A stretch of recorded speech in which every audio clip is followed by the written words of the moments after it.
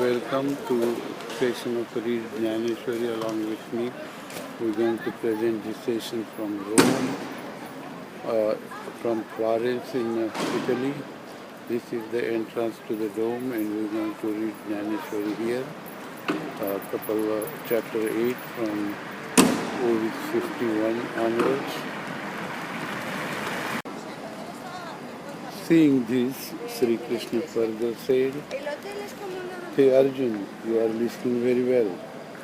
His satisfaction delighted Arjun. See how to be happy with happiness of a child, or how to be fulfilled with an achievement of a disciple. This only a mother or mentor knows.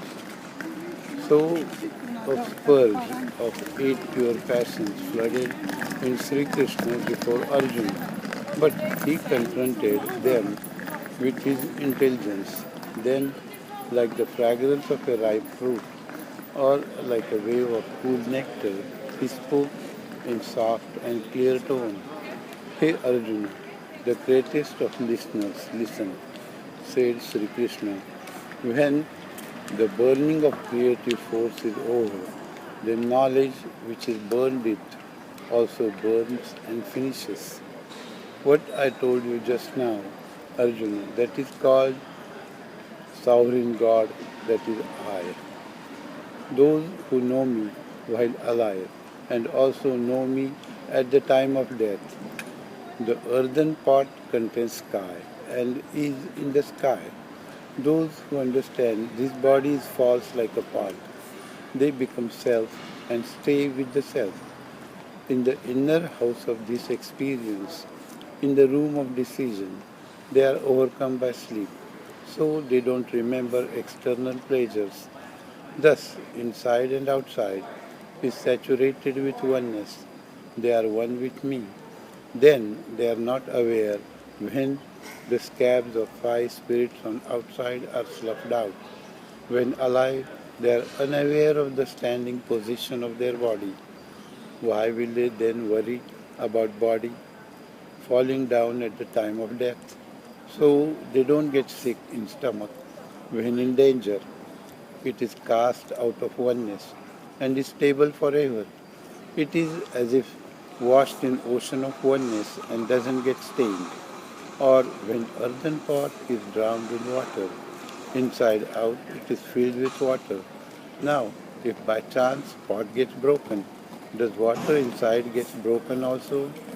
Or when serpent sloughs out skin, or somebody undresses because of heat, then in doing so, tell me, is anything broken in the organs of the body?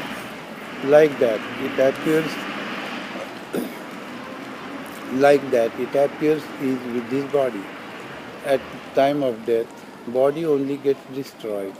The substance of self, which is different, stays as it is elsewhere. One's intellect knows this and becomes self. Why should it be afraid at the time of death? Who thus knows me while dying? They become me after abandoning the body. Otherwise, ordinarily, when one is facing death, whatever he remembers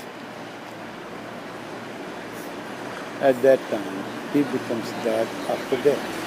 When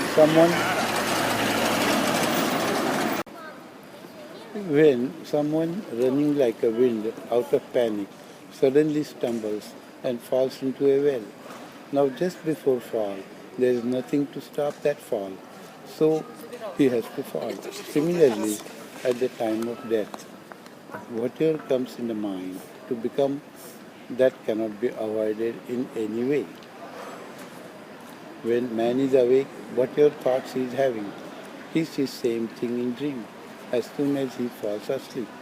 While alive, what we like stays in the mind.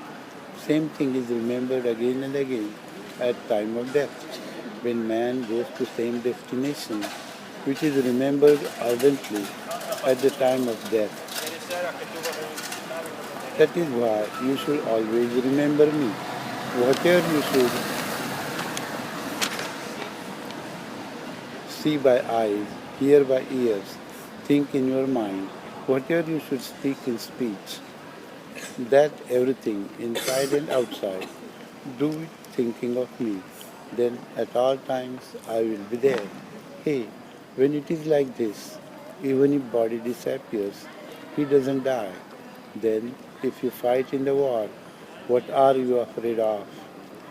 I think we'll stop here. Thank you very much for joining me in reading Jnaneshwari along with me. We are presenting this from outside of a dome in Florence, Italy. Thanks.